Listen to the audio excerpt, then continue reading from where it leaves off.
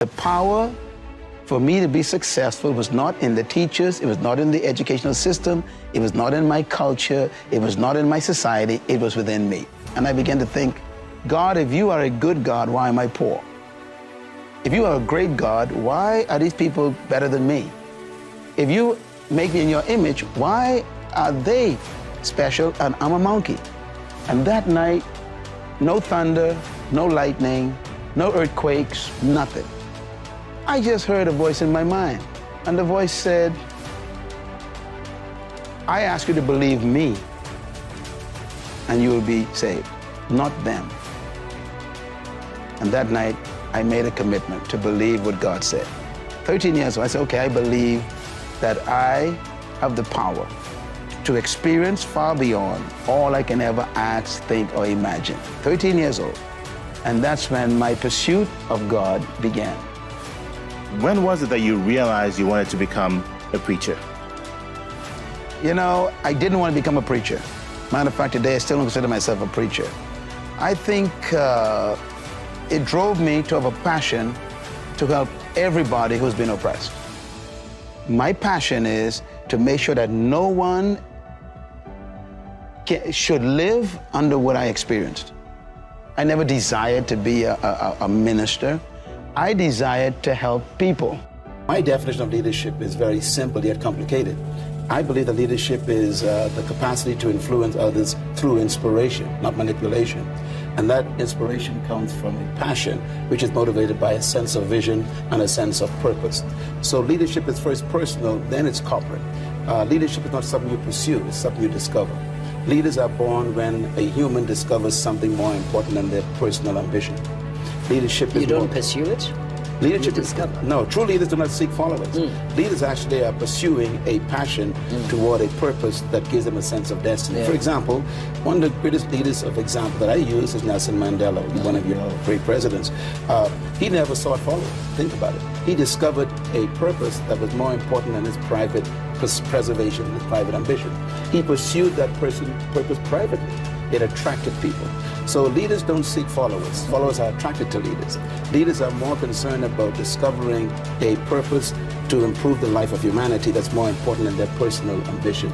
So they sacrifice themselves to accomplish something for the greater good. Yeah. We find that very rarely. Most people we call leaders are simply professional manipulators. And they actually are more concerned about their own promotion than promoting the people. Do we sit down and let change just happen to us? Or are we just watching change happening around us? Or are we aware that change is happening within us? Or are we going to be those proactive people who make sure that we affect what happens to us? Change also produces 4 types of people.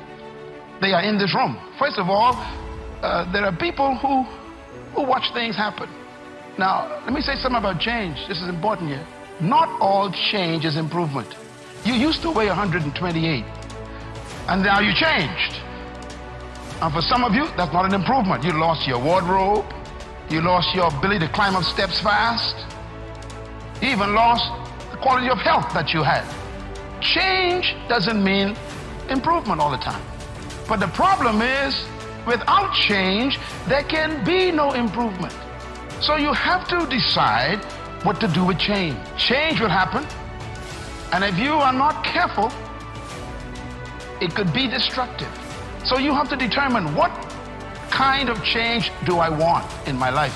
And I want you as a young person, as a mother and a father, as a business person, to think about your company even, or your family, or your educational pursuit. What kind of classes do you want to take in college this year? What kind of grades do you want? What kind of relationships you want to have in your life? Who do you want to drop, and who do you want to pick up in your relationships? What kind of people do you want to associate with? Where do you want to travel that you've never been? What are the books you need to read you never read before? The changes come with choices. So what kind of person are you? Success is not something you pursue. Success is a matter of becoming a person of value. We should not be pursuing money. We should pursue purpose. We should pursue vision for ourselves and for our countries, for our communities. We should be not pursuing things. We need to pursue ideas. That's right. I always say that there are three types of people in the world. There's poor people, there's rich people, and there's wealthy people. Poor people talk about money all the time. Rich people talk about things. Wealthy people, they talk about ideas. Rich people, poor people, and wealthy people think differently. For example, poor people, they pursue money. Rich people pursue things. Wealthy people pursue ideas. And so constantly there's a different way of thinking. I hope that the third world countries and the young people of our nations will become ideas people. You know, ideas control the world, not money. And ideas attract money. So I think if we minimize this desire to get money and elevate the creativity of new ideas, we'll find that financial results will naturally flow to it. Bill Gates didn't pursue money, he pursued an idea. Stephen Jobs, the late Stephen Jobs, who invented the Apple computer and the iPhone, he never went after money, he developed an idea. And I think, if you think of all the wealthy people in the world, it was ideas that made them wealthy, not money. That's right. So I think we need to switch it, reverse it. Don't pursue money and then try to get an idea.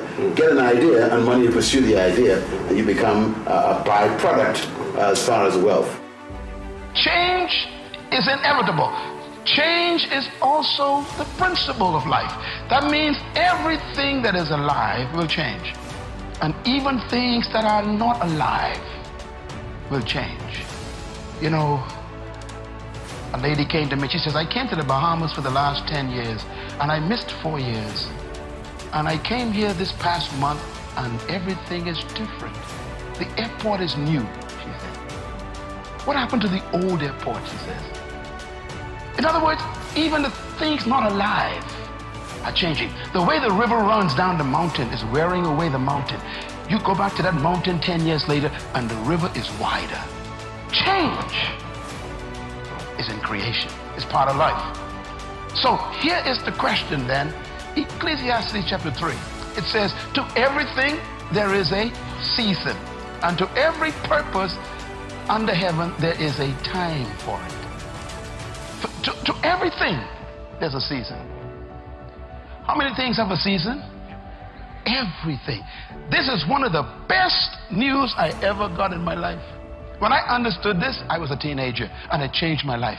When I understood that everything is a season, let me tell you why. If you're having a bad time right now, it cannot last. If you cannot find a job right now, that is only a season. If your business is going in the wrong direction, it's a seasonal slide. If nobody wants to marry you, that's only a season. There's gonna come a season when everybody wanna marry you. You got choices. If you have no money right now, the good news is I am seasonally broke. Tell your neighbor, it's only for a time. That's the good news. That's why we are always reminded, never make a permanent decision in a temporary problem. I tell our young people, I say to you right now, stop looking for employment. Why don't you position yourself differently and look for deployment? To be employed means that somebody else is benefiting from your energy. To deploy yourself means that you are using your own energy to be productive. So instead of waiting for somebody to give you a job, create your own work. That's why I tell people there's a difference between your work and your job. Your job is what they train you to do. Your work is what you were born to do. Your job is your skill, which they can fire you from at any time. But your work is your gift. No one can take that from you. Your job is where you get compensation for activity. Your work is where you get fulfillment because you love it so much. Your job you can retire from. Your work, you can never retire from your work because your work is you. So when a person discovers their work, they no longer need a job because their work makes them productive.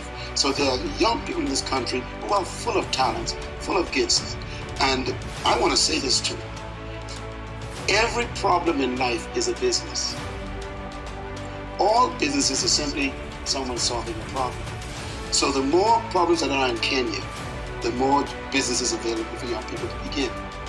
And this is what I think we are lacking. We are trained to get a job. We're not trained to start a business. We are trained to let other people employ us, not trained to deploy ourselves.